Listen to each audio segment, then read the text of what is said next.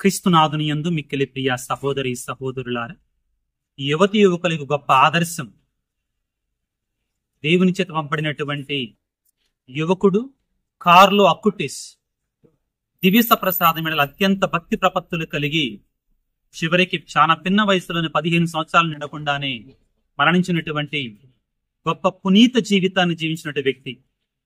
వారి యొక్క పవిత్రమైనటువంటి శరీరాన్ని ఇదిగో ఈ దేవాలయంలోనే పదిలపరిచారు. దాన్ని చూడటానికి అవకాశం ఉంది. కాబట్టి ఈ సమయంలో ఈ దేవాలయంలోనికి వెళ్ళి ఆ పరిశుద్ధులైనటువంటి కార్లో అకుటిస్ గారి యొక్క పవిత్రమైన శరీరాన్ని చూద్దాం. అదేవిధంగా వారు దివ్య సప్రసాదం మీద ఏ విధంగా భక్తి ప్రపత్తులు కలిగి జీవించారో అదేవిధంగా మనం కూడా జీవించి ధన్యతను పొందుకోవడానికి ప్రయత్నం చేద్దాం.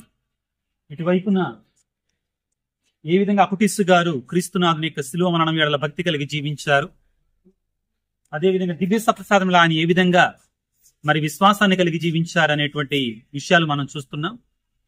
లోపల వారి యొక్క శరీరం మనకు కనబడేటట్టుగా పెట్టారు. దాన్ని మనం చూద్దాం, ప్రార్థన చేసుకుందాం. God bless you. కార్లో అకిటిస్ గారి యొక్క పవిత్రమైనటువంటి దేహాన్ని ప్రియులారా, ఇటలీ దేశంలో ఉన్నటువంటి అసిస్సీ నగరం, పునీత అసిస్సీపుర ఫ్రాన్సిస్ గారు అంటారు కదా, ఆ అసిస్సీ నగరంలో పునీత సెయింట్ మేరీ మేజర్ అనేటి దేవాలయంలో భద్రపరచబడింది. ఆయనను ఉంచినట్టు ప్రదేశాన్ని ఏమంటారంటే శాంక్చురీ ఆఫ్ రెనౌన్సియేషన్ అని అంటారు. ఆ ప్రదేశంలో ఉంచబడింది. మీరు ఇప్పుడు చూస్తున్నటువంటిదే కాబోయే పునీతుడు అయినటువంటి పునీత కార్లో అకుటిస్ గారి యొక్క పవిత్రమైనటువంటి దేహం ప్రియులారా. అయితే ఆయనకు ముఖాన్ని మాత్రం కొంచెం సిలికాన్ మాస్క్తో మాత్రం కొంచెం సరిచేశారు. నేను మీకు వాస్తవాలను ముందుంచుతున్నాను. శరీరం మాత్రం ఆయనదైనా కానీ ఆ ముఖ భాగం మాత్రం సిలికాన్ మాస్క్ తోటి కొంచెం సరిచేశారు. కారణాలు నాకు తెలియలేదు. ఏదైనా కానీ వారు చనిపోయింది 2006వ సంవత్సరం, 15 సంవత్సరాల వయసులో ఉన్నప్పుడు వారు మరణించటం జరిగింది. 2020వ సంవత్సరంలో వారి చాలా అద్భుతాలు జరిగాయి. ఆ తర్వాత పునీత పట్టానికి దగ్గరవుతున్న సమయంలో వారి సమాధిని తెరిచారు కూడా. తెరిచి ఈ విధంగా భద్రపరచటం జరిగింది.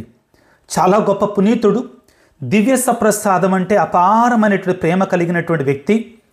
దివ్య సప్రసాదం కోసమే ఇంటర్నెట్లో ఒక ప్రత్యేకమైన విభాగాన్ని సృష్టించి ఆ దివ్య సప్రసాదం ఎడల భక్తిని పెంపొందించేటట్లుగా ఆ యుక్త వయసులోనే, ఆ చిన్న వయసులోనే ఆయన ఎంతగానో ప్రాకులాడారు.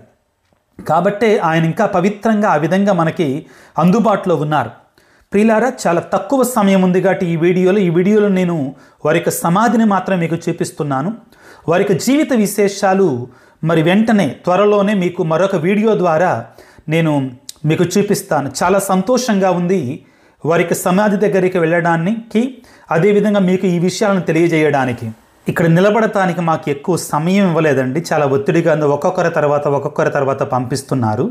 కాబట్టి నేను ఎక్కువసేపు నిలబడలేదు. అయినా కానీ ఒక చిన్న వీడియో మీకోసం, కొన్ని ఫోటోలని మీకోసం తీయగలిగాను. చాలా సంతోషం వేసింది. వారు త్వరలోనే అనగా 7వ తారీఖున పునీత పట్టాన్ని పొందుకోబోతుండగా నేను మీకు ఈ వీడియోలు చూపించడం నాకు చాలా పరమానందాన్ని కలిగిస్తుంది. అక్కడికి వెళ్ళటం కూడా నాకు చాలా పరమానందాన్ని కలిగించింది. మీ అందరి కోసం తప్పనిసరిగా ఈ పవిత్రమైన ప్రదేశంలో ప్రార్థన చేస్తాను. మీరు కూడా నా కోసం ప్రార్థించవలసిందిగా మనవి.